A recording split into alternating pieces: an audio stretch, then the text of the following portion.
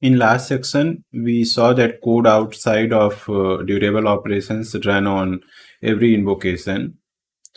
So if you put some non-deterministic code here, then there might be unexpected behavior. For example, let's call const workflow ID equals, let's call date.now,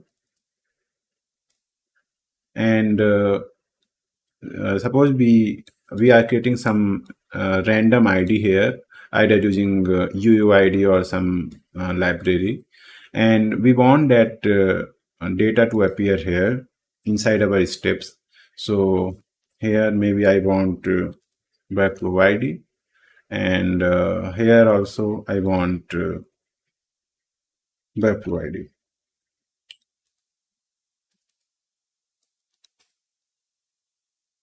And here also let's log hello from step 2.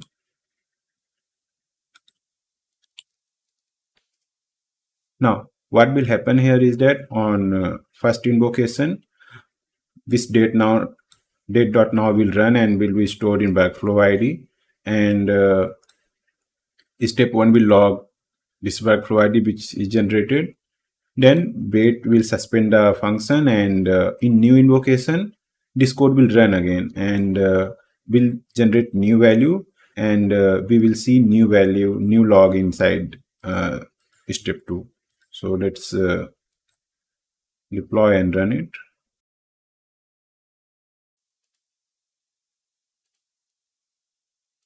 Here in the logs we see hello for step 1 have this value which ends with 106, and hello for step 2 have this value which ends with 63, and this is not what we wanted. We wanted same ID to be used for both step 1 and step 2. So correct way to do it is put all the non-deterministic operations inside durable step. So what we can do something like this. We can put it here, and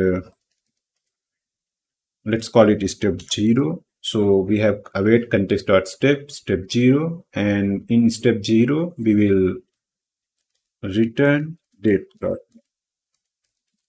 Now what will happen here is that this thing will run in the first invocation and store value here, and on second invocation this part will not run. This data will be taken from checkpoint and stored in the workflow ID. So that's how workflow ID will remain consistent across all the invocations. Let's test it again.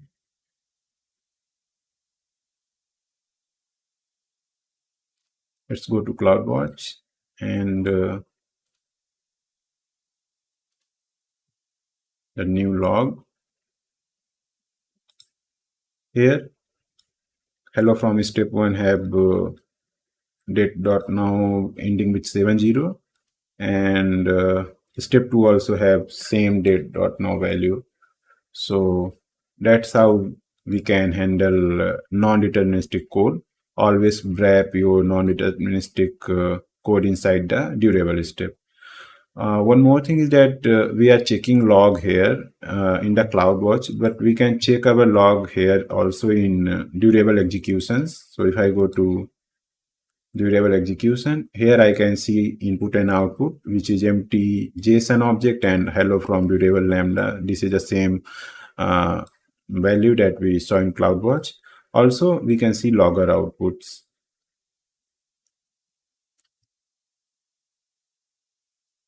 So it's showing as null here. It shows null value for some time, but after a few minutes, actual value reflects here. But also there are cases when value never comes. So maybe there is something wrong. Yeah, now see it came, and we can see the logs. So here we can see that hello from step 1, and this is a date.now value, and hello from step 2, and this is a date.now value.